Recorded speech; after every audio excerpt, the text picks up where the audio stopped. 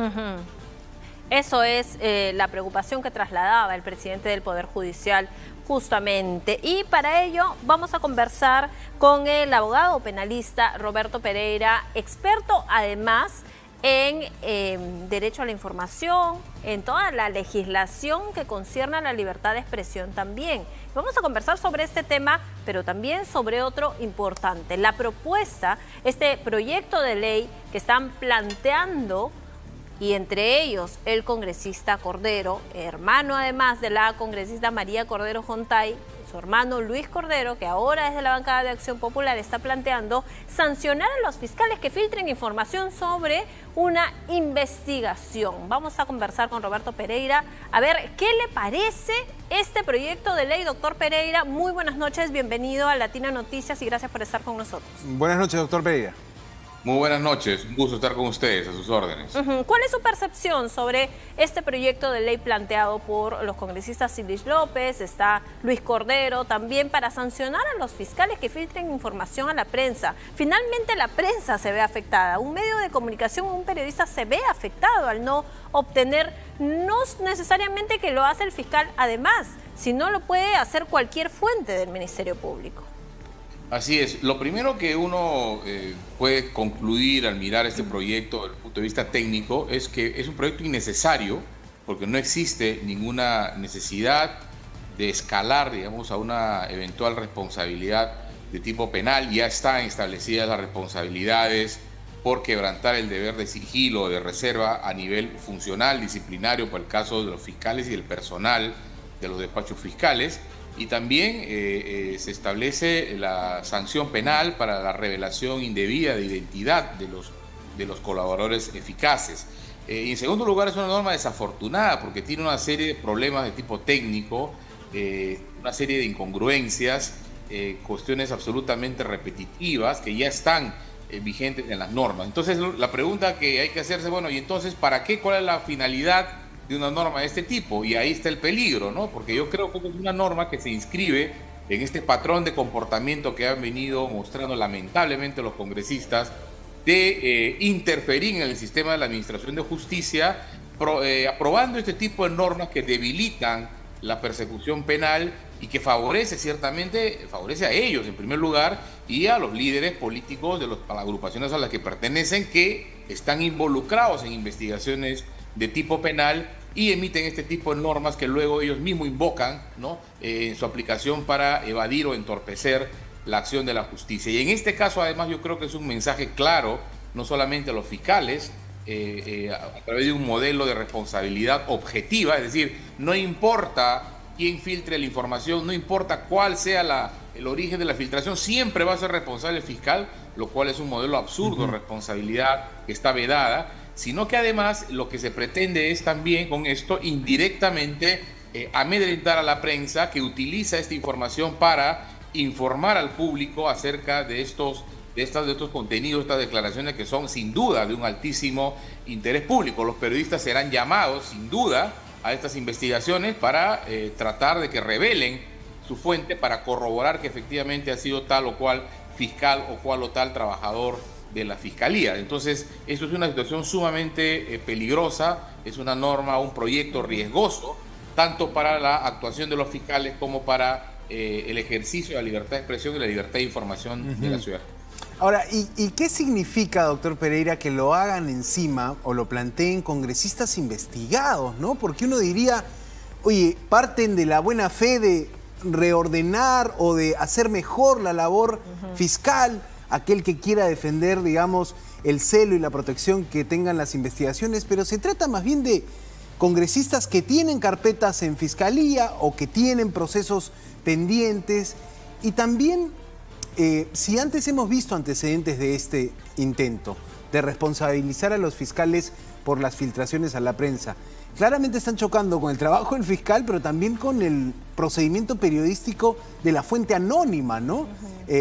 Entorpecen la labor, pero dígame usted qué piensa de que sean precisamente congresistas investigados los que lanzan ahí el dardo. Bueno, eso es un dato sumamente relevante y esto confirma lo que decía antes, que lamentablemente estamos observando un patrón de comportamiento desde el Congreso de la República de que consistentemente aprueban proyectos de ley, aprueban normas que afectan la persecución penal, la eficacia del sistema de justicia, y ellos son los primeros en invocar esta norma para aplicárseles, ¿no? Recordemos el caso, por ejemplo, la prescripción, ¿no? Como una norma que limitó de manera significativa el plazo de prescripción, y a muchos congresistas comenzaron a invocar esta regla para que se les aplique a ellos y sean excluidos de las investigaciones. Hoy día se acaba de aprobar una distorsión gravísima al proceso por colaboración eficaz, limitando el plazo de duración del proceso por colaboración eficaz, plazos absurdos que en la práctica no se pueden cumplir, ¿no? Y precisamente lo hacen cuando hay muchos congresistas, sobre todo aquellos que han mochado el sueldo a sus trabajadores, que están siendo investigados, y donde hay colaboradores eficaces que están aportando información. Entonces, claramente esto es con la confirmación de que acá hay un claro conflicto de interés, y yo diría interés incluso ilegal, porque se trata de utilizar el poder público que tienen, el poder de elaborar leyes para interferir en el sistema de administración de justicia, violando la separación de poderes y además logrando impunidad para sus propias causas, ¿no? Justamente hacia ello iba mi próxima pregunta, respecto a lo que opina sobre esta ley de colaboración eficaz, que la había observado el Ejecutivo, pero que el Congreso finalmente la ha aprobado por insistencia. El plazo para la colaboración eficaz de 4 a 4 meses más y máximo 8 meses más. ¿Qué significa o qué puede significar esto para los casos que tienen colaboradores eficaces justamente? Bueno, en la práctica están volviendo ineficaz el proceso por colaboración eficaz, lo están inutilizando. Es una manera muy perversa, ¿no?, de denominar a esto el reforzamiento, ¿no?, el mejoramiento del proceso de colaboración eficaz, pero lo están sometiendo a plazos manifiestamente absurdos. La colaboración eficaz está pensada y diseñada legalmente para delitos complejos, para delitos de especial complejidad, donde se hace necesario romper estructuras de silencio, de impunidad, ¿no?, de organizaciones que es muy difícil penetrar. Ese tipo de delitos, ese tipo de modalidades delictivas son muy complejas, y un proceso por colaboración eficaz en esos casos es imposible que se pueda cerrar en 8 meses o en 12, con el plazo ampliatorio de 4 que establece, incluso en 16 meses. Es totalmente absurdo. Por lo demás, el proceso por colaboración eficaz, y esto es muy importante tener en cuenta, es un proceso donde no se juzga a nadie, donde no se afecta el plazo al plazo debido, al plazo razonable, porque no se está juzgando a nadie. El proceso por colaboración eficaz tiene por finalidad que la Fiscalía recabe información relevante para la persecución, investigación, acusación de otros casos, y a cambio de eso, el colaborador entrega información y recibe un beneficio. Ahí concluye la colaboración eficaz, con una sentencia para el colaborador eficaz, una sentencia obviamente premial, a cambio de la información que ha brindado. Y esa información que se obtiene en los procesos de colaboración eficaz son llevadas a otro proceso para que la Fiscalía utilice e incrimine a otras personas sobre la base de esa información. Por lo tanto, ponerle un plazo de 8 meses o de 12 o de 16, cuando los procesos principales demoran o pueden demorar hasta 36 meses, es a todas luces absurdo. Yo diría que los procesos por colaboración no deberían tener un plazo, porque el incentivo para que terminen es la necesidad de utilizar esa información en los procesos principales para los cuales sirve la información que se recabe en este tipo de procesos. Entonces, la única razón por la que han establecido estos plazos es para inutilizar, para que los colaboradores eficaces no entreguen la información y por lo tanto dificulte la persecución de la Fiscalía en este tipo de delitos que tienen estructuras complejas y que requieren precisamente de colaboradores eficaces. Ahora, ¿no es, doctor Pereira, un poco también la clase política, en este caso de la colaboración eficaz, reclamando o rabiando por la colaboración eficaz en el caso Odebrecht? Quizá una de las últimas más sonadas, que en algunos puntos fracasó o fue desconocida por la parte brasileña. Los políticos han reclamado mucho eso y han dicho, oye, este instrumento no ha sido bien utilizado, no ha funcionado bien. ¿Por qué los procesos pueden durar hasta 36 meses? ¿Qué decimos ante eso, por ejemplo? Bueno, yo lo que, frente a esa, y ciertamente puede haber alguna razón en que los procesos por colaboración puedan haber durado un tiempo excesivo, pero insisto, la duración de ese tiempo excesivo en los casos de colaboración eficaz, si bien no es lo ideal, no afecta el derecho fundamental de nadie.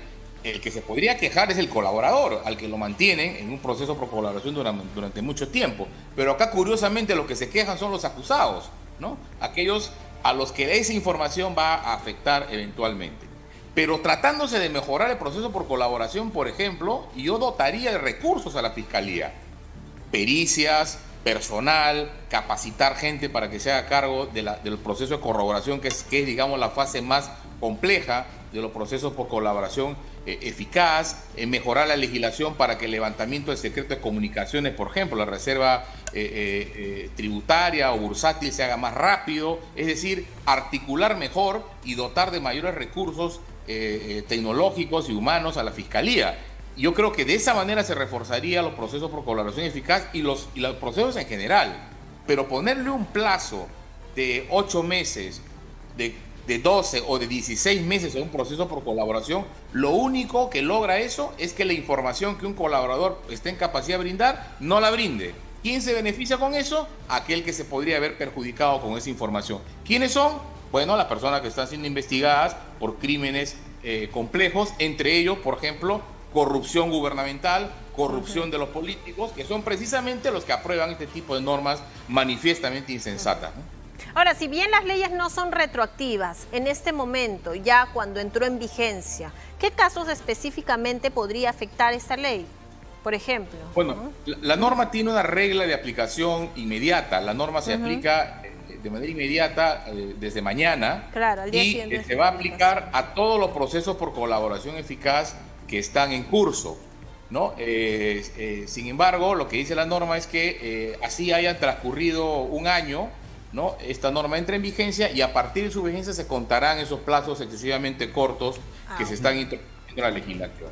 Pero igual, claro, pueden haber procesos por colaboración que tienen un año, pero que todavía no han madurado lo suficiente, porque no se ha logrado una corroboración plena, porque es necesario recopilar información comercial, cooperación judicial internacional, hay que citar a personas a declarar, y esos procesos sin duda se van a ver afectados severamente con la vigencia de esta norma. Permítame, la colaboración eficaz, por ejemplo, de Jaime Villanueva en el marco de la investigación a Patricia Benavides, de aquí en adelante puede durar, ¿cuánto? 4 meses, máximo 8. Si no dura, si no se logra un acuerdo de colaboración eficaz en 16 meses, dado que es un proceso complejo, de crimen organizado, ese proceso se invalida y toda esa información no podrá ser utilizada para los procesos principales. Esa información puede ser útil, ¿no? Esa es la gravedad. Podría hacer caer el proceso incluso, ¿no? Sin duda, sin lugar a dudas, ¿no? Sin lugar a dudas, puede afectar seriamente los procesos principales, dado que se está afectando, como decía antes, a las únicas personas que que favorece este esquema de plazos tan cortos, son a las personas que están siendo investigadas y que eventualmente han sido incriminadas con la información primigenia que los colaboradores eficaces han brindado. Ahora, así como mencionaba el acuerdo de colaboración eficaz con el caso Odebrecht, en parte un fracaso, ¿recuerda algún buen caso de colaboración eficaz que haya llegado a término de sentencia? Recuérdenos algunos también para ilustrar a los que nos escuchan y querrán entender, ¿ya se ha resuelto en el Perú algún gran juicio por colaboración eficaz? Bueno, el gran ejemplo que muchos no recuerdan de éxito de la colaboración eficaz es el caso de la señora Matilde Pinchi Pinch, ¿no? Que ella se acogió al proceso por colaboración eficaz y permitió descubrir, ¿no?, los hechos gravísimos de corrupción del régimen de Alberto Fujimori de los 90. Recordemos también que el señor Joseph Maiman, ya fallecido, fue un colaborador eficaz que ha permitido a la Fiscalía tener un caso muy sólido contra Alejandro Toledo, lo que facilitó mucho el proceso de extradición desde los Estados Unidos. También en ese proceso intervino como colaborador eficaz el señor Barata, ¿no? Y ese es un caso de los más sólidos que existe contra el señor Alejandro Toledo. Recordemos también recientemente los procesos por colaboración eficaz vinculados al expresidente Martín Vizcarra, ¿no?, por el caso de Moquegua, ¿no?, donde también se han aportado mucha información, y ese es un caso que ya está por entrar a juicio oral. Y hay muchos otros casos más que no son tan mediáticos, pero que sin duda la colaboración eficaz ha servido como una herramienta bastante útil para la persecución de estos crímenes complejos, ¿no?, y que son de suma gravedad. Al final, el éxito o no de un proceso por colaboración eficaz se define en los juicios orales. En los juicios orales, donde se aporta esta información y donde se hace valer esta información, es el test fundamental donde uno va a poder decir, bueno, tuvo éxito o no tuvo éxito este proceso por colaboración eficaz. De manera tal que yo creo que hay que estar muy alertas ante este tipo de iniciativas legislativas, ante esta ley ya que entró en vigencia. Yo creo que el Ministerio Público podría plantear una demanda de inconstitucionalidad frente a esta norma por desnaturalizar y afectar la lucha contra la corrupción, que es un mandato constitucional que ha sido confirmado por el Tribunal Constitucional. Interesante, pero no ha habido reacción, entiendo, del fiscal Juan Carlos Villena como cabeza de la institución, como jefe interino, digamos, del pliego. No ha dicho nada el fiscal Villena sobre este tema y tampoco se ha referido al tema que hablábamos al inicio, esto de la responsabilidad funcional a los fiscales que filtren información. ¿Le parece que el fiscal está defendiendo bien los fueros del Ministerio Público, quizá muy nuevo en el cargo? ¿Cómo lo ve? Sobre todo en estos dos temas, ¿no? Yo no he escuchado efectivamente al fiscal de la Nación, no sé si habrá hecho un pronunciamiento, yo no lo he escuchado, pero en estos dos temas el Ministerio Público tiene una posición institucional. El Ministerio Público se ha opuesto a la modificación del proceso por colaboración eficaz y muchos fiscales han salido a declarar lo peligroso que es, los fiscales que tienen a su cargo estos casos complejos precisamente, que son donde se utilizan estos procesos, estos mecanismos de colaboración eficaz. Y lo mismo en el caso del intento de criminalizar de manera absolutamente objetiva, ciega, a los fiscales por cualquier filtración que ocurra en el marco de esos procedimientos. Esperemos, si es que no lo ha hecho aún, que el fiscal de la Nación pues ratifique esta posición institucional del Ministerio Público y bueno, salga a cuestionar este proyecto de ley y esta norma ya que ha entrado en vigencia, sí, pues, que se publicada hoy y va a entrar en vigencia mañana. Porque si choca directamente con el trabajo de la Fiscalía, digamos, alguna voz desde la institución tendría que levantar una bandera roja diciendo, ojo. Sí nos escuché hablar a los fiscales, sobre todo a los fiscales superiores, del tema de extinción de dominio, que puso en riesgo muchísimos casos, ¿no? Esto de recuperar los bienes incautados a personas que están perseguidas por la ley, ¿no? Ajá, pero también emitieron comunicado textual en pronunciamiento, escrito, ¿no? Respecto, por ejemplo, al proceso de acusación constitucional en contra de la fiscal suprema Delia Espinosa, ¿no? Como institución sí emiten pronunciamientos, pero claro, sería bueno que el fiscal Juan Carlos Villena también brinde declaraciones sobre ello, ¿no? Yo creería que ellos están recopilando información interna, espero que sea así, ¿no?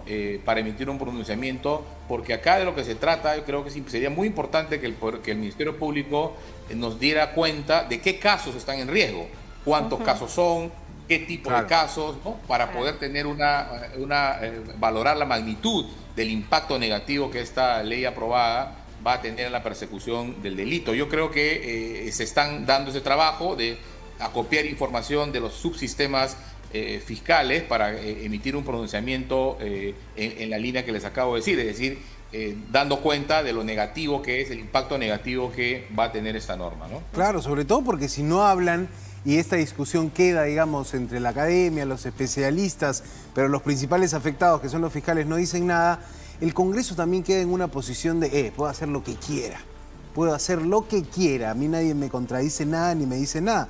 Es parte, creo, del discurso que hemos venido escuchando desde el Congreso, las acciones dan cuenta de ello, ¿no? Junta Nacional de Justicia, fiscal Delia Espinosa denunciada constitucionalmente. Esa denuncia contra la fiscal suprema, ¿cómo la vio, doctor Pereira? Porque otra vez congresistas investigados diciendo, me investigan a mí, 10 años de inhabilitación. Bueno, ese es otro ejemplo muy notorio de un ejercicio abusivo del poder congresal, del control político, para, nuevamente, lograr impunidad, autoprotegerse frente a una actuación legítima del sistema de justicia. Cualquier investigado, si considera que un fiscal no es competente o un juez no es competente, utiliza los mecanismos del proceso para cuestionar la competencia. Presenta una tutela de derecho, presenta una recusación, pero no utiliza su poder público, ¿no es cierto?, para atacar a la institución, para atacar a la fiscal con una denuncia, un claro acto de amedrentamiento y de interferencia. Recordemos que ya acá hay una investigación abierta, formalizada, y cualquier persona que está sometida a eso, sobre todo siendo una autoridad como los congresistas, deben someterse a las reglas del proceso y dentro del proceso utilizar los propios mecanismos de para poder cuestionar, pero no ir al Congreso de la República, buscar ahí aliados y plantear una acusación inconstitucional manifiestamente absurda, porque ya la Corte Suprema ha ratificado la competencia de la doctora Delia Espinosa para poder investigar a estos funcionarios aforados, ¿no? Doctor Pereira, una última consulta antes de cerrar esta entrevista. Quería consultarle sobre los relojes de la Presidenta de la República. Usted como abogado penalista, ¿ve indicios de hechos delictivos aquí? Bueno, por lo menos acá se ha activado la obligación de la Presidenta de la República de dar explicaciones. Esto no es un asunto privado, como he escuchado decir algunos ministros, ¿no? Algunas personas, que esto es un tema privado que no se va a declarar, porque claramente eso es un objeto de mucho valor, ¿no? Sobre la que cualquier gobernante en cualquier parte del mundo tiene que rendir explicaciones, ¿no? Yo creo que la Presidenta se está demorando en dar esas explicaciones, ha debido ser la primera en salir a dar explicaciones y no a tener una actitud reactiva de victimización o de establecer allí argumento de conspiración en su contra, ¿no? En el Estado democrático, los gobernantes, sobre todo los máximos del máximo nivel, están en la obligación de ser transparentes y dar cuenta de todo aquello que pueda suponer algún nivel de sospecha acerca de una correcta o incorrecta de su parte, ¿no? Esto en el marco de que la Fiscalía ya solicitó además información a la Presidencia del Consejo de Ministros. ¿Era lo que correspondía? Sin duda, porque la Fiscalía lo que ha hecho es abrir una investigación sobre la base de una noticia pública acerca de las explicaciones que debería dar la Presidenta sobre ese tipo de objetos, ¿no? Que son objetos de valor y que aparentemente habrían más, ¿no? Y que lamentablemente pues la respuesta no ha sido una respuesta clara, transparente, ¿no? Porque si no, se hubiera podido evitar incluso que la Fiscalía abra una investigación preliminar. Es lamentable que haya esas actitudes por parte de las autoridades, escudándose pues en argumentos de victimización o de alegar cuestiones de privacidad, cuando claramente cuando se ejerce la primera magistratura de la nación, la transparencia es la que debe primar por encima de cualquier consideración de privacidad, salvo algunas excepciones, ¿no? Clarísimo. Doctor Roberto Pereira, abogado penalista, ha estado con nosotros. Gracias, doctor, por su tiempo. Muy buenas noches. Gracias, doctor Pereira. Buenas noches. Buenas noches. Hasta luego. Adiós.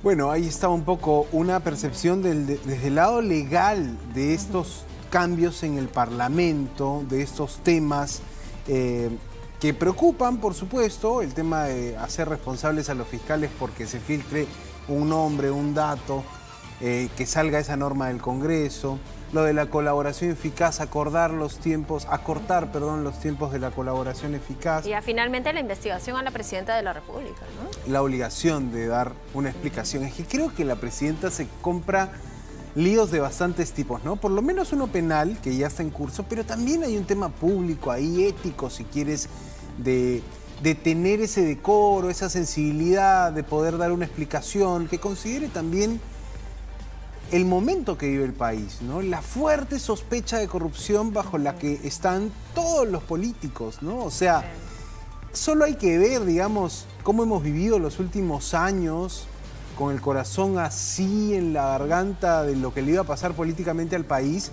para que las personas que asumen nuevos cargos no tengan en cuenta eso y digan, me tengo que cuidar al límite, ¿no?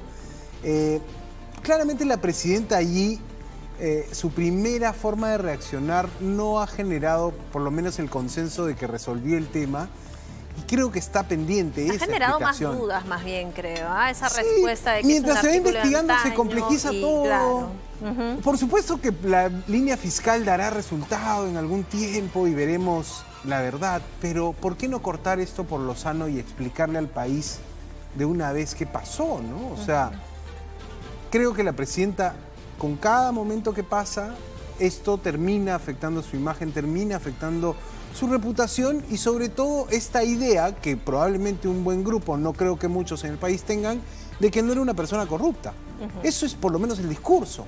Claro. Eso es lo que ella ha dicho, esa es la imagen que ha querido vender. El Rolex colisiona con esa imagen. desde la suspicacia, desde la inocente sospecha de un peruano de a pie, que probablemente ni entiende el lujo al que puede llegar ese reloj, ¿no? Es una cosa de muy pocos en el mundo, el Rolex, ¿no? Pero vamos a ver qué pasa con este caso, porque ya la Fiscalía tiene en sus manos, tiene puesto el ojo sobre la Presidenta de la República, sobre su patrimonio, ya ha solicitado información a la Presidencia del Consejo de Ministros, y de aquí a lo que venga, seguir con el actuar de la Fiscalía en el marco de esta indagación preliminar también. Claro, ¿no? y no olvidar los temas que les estamos contando de estas leyes aprobadas en el Parlamento. Quizá no han tenido mucha discusión, mucho debate, pero colaboración eficaz, ¿eh? El caso Jaime Villanueva podría haberse afectado. Bueno, y en el caso de las filtraciones, claro, la protesta de los periodistas colisiona con el trabajo fuente anónima, información relevante, derecho de la gente a la información, derecho, la libertad de expresión de cualquier ciudadano, ¿no? Entonces ahí me parece que está complejo el tema. Ha estado bueno escuchar al doctor Pereira. Y a propósito de